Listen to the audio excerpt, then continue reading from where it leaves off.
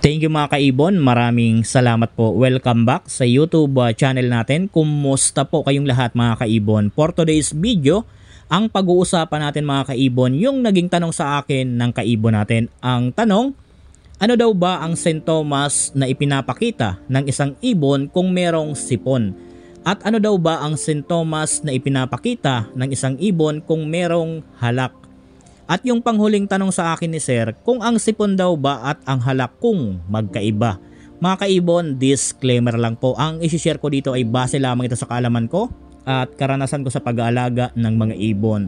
Bago ko po sa inyo ipaliwanag kung ano ba ang mga sintomas, sasagutin ko muna yung panghuling tanong sa akin ni Sir. Magkaiba ba ang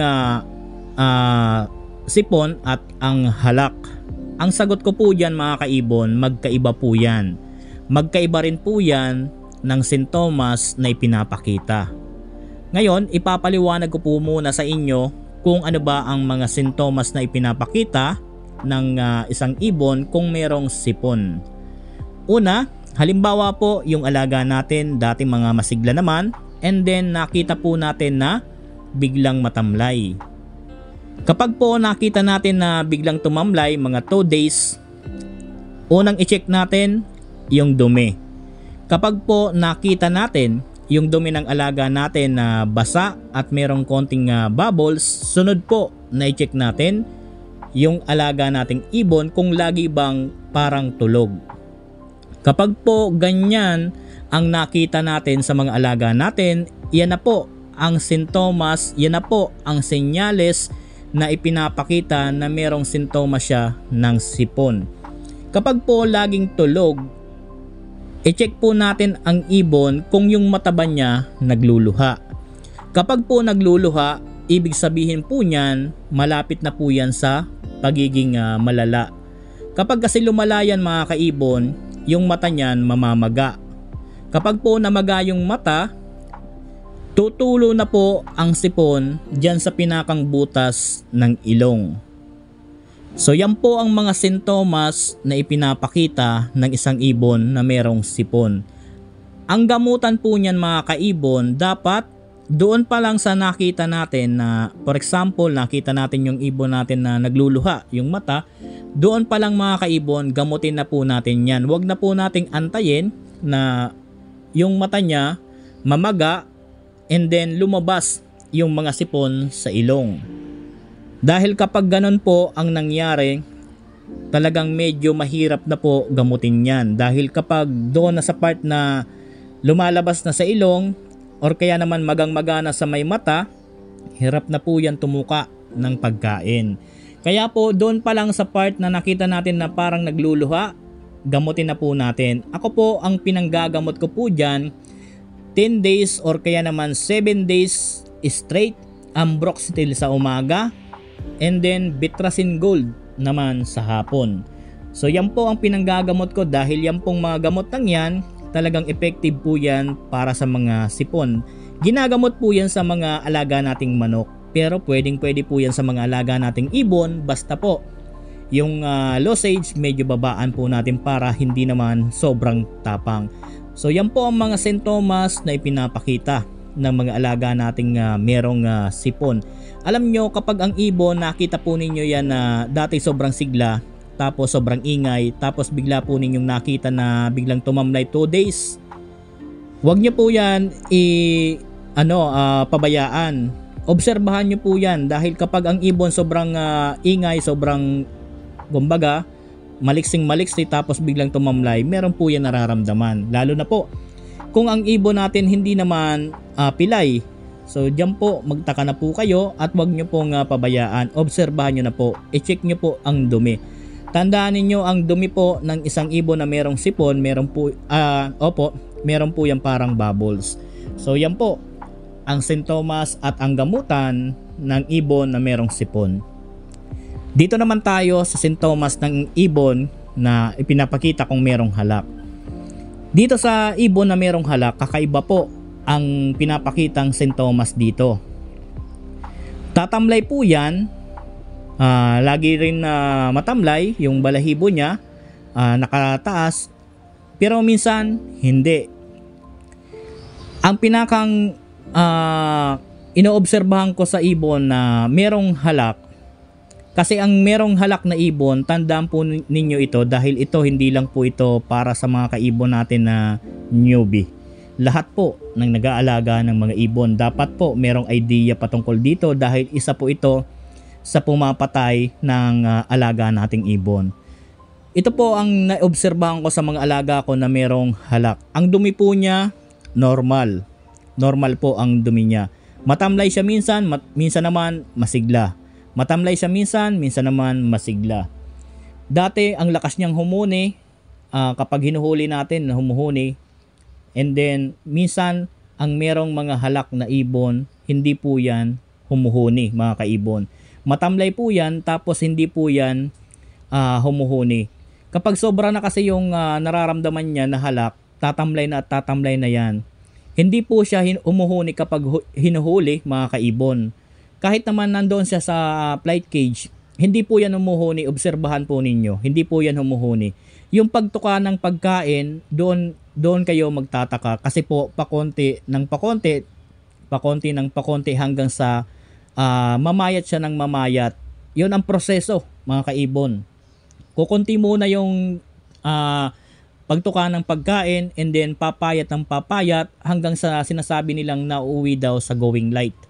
So ganyan po talaga, pakunti ng pakunti yung tuka and then yung huni niya nawawala. Hindi po talaga yan humuhuni mga kaibon. Kahit po hulihin nyo yan, hindi po yan kikibo. Lilipad lang po yan pero hindi po yan huhuni. Obserbahan nyo po yan sa mga ibon ninyo na merong halak. And then ito po ang obserbasyon ko pa mga kaibon. Akala mo akma na lagi siyang susubo.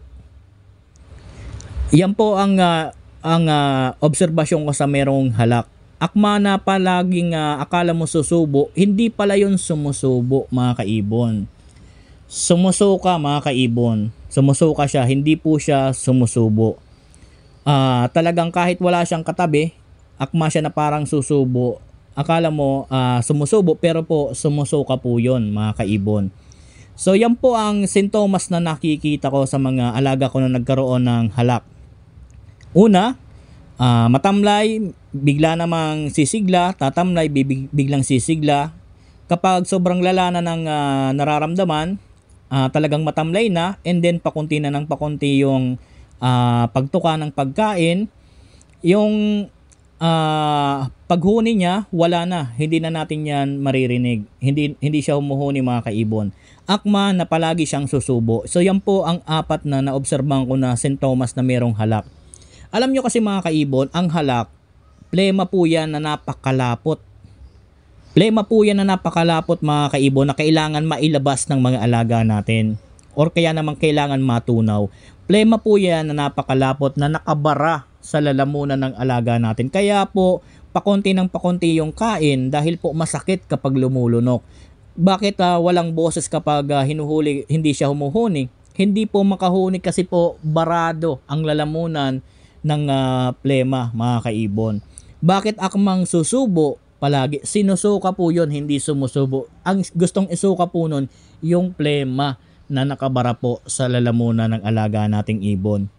Itong halak, ito po ang number one kung bakit nauuwi sa tinatawag na going light hanggang sa mamatay yung alaga nating ibon. Dahil po, ito po ang plema na hindi po mawala-wala dyan sa lalamunan ng alaga nating ibon. Kapag kasi pakonti na ng pakonti yung kain, mauuwi na po yan sa pagkamatay ng alaga natin. Kaya po sayang. So yan po ang naobserbahan ko na apat na sana tandaan po ninyo dahil po napaka-importante po nito para po kung sakaling ma-encounter ninyo ang ganitong klase, meron kayong kaalaman at idea. Sa gamutan mga kaibon, ito na po ang ginagawa ko.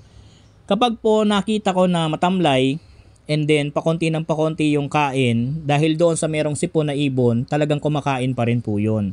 Dito sa merong halak, pakonti ng pakonti ang kain dahil po masakit sa lalamunan. Doon pa lang, ginagamot ko na po yan 7 days or 10 days straight ng ambroxetil. Yan din po ang ginagamot ko. Hindi na po ako nagbibigay ng Bitrasin. 7 days ambroxetil na lang po ang ibinibigay ko mga kaibon. Straight po yan 7 days or kaya naman 10 days mga kaibon. So far, okay naman yung mga naging alaga natin na nagkaroon ng ganitong mga problema. Nakasurvive naman at gumaling naman mga kaibon. Ito po na tanong sa atin, napaka-importante po nito lalong-lalo na po sa part ng pag-aalaga. Dapat kasi mga kaibon, mapapayo ko po sa inyo, hindi lang tayo basta mag-alaga, makiramdam din tayo minsan sa mga pabago-bagong nararamdaman ng mga alagaan nating ibon. Ito kasing mga sakit na tinanong sa atin, halos lahat naman to nakukuha sa pabago-bagong klima.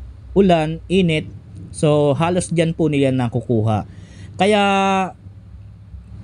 mapapayo ko po sa inyo, once na pabago-bago ang panahon, wala pa mang nararamdaman yung mga alaga natin, mag-prevention na po kayo, 7 days straight ambroxetil pangontra sa mga sakit, or kung meron na dyan, merong sintomas na dyan ng mga alaga natin, magamot na agad natin mga kaibon.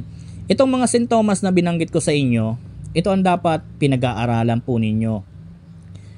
Halimbawa po, ngayon napanood po ninyo itong video na to, i-check ninyo sa mga alaga ninyo kung sakali man na baka merong isa dyan, para at least alam na po ninyo kung paano gamutin, at kung malaman na po ninyo, magkaroon na po kayo ng kaalaman kung ano ba ang sintomas. Kung baka merong ka ng alaga na merong nagkakaroon na ng sintomas, magamot mo na. So doon sa kaibon natin na nagtanong, maraming salamat po. Hanggang dito muna yung video natin. Sana po sa lahat ng kaibon natin na makakapanood ng video na to, sana po magkaroon kayo ng konting kaalaman at idea. Hanggang dito muna tayo. Maraming salamat po. Happy birthday sa ating lahat. God bless po sa ating lahat mga kaibon.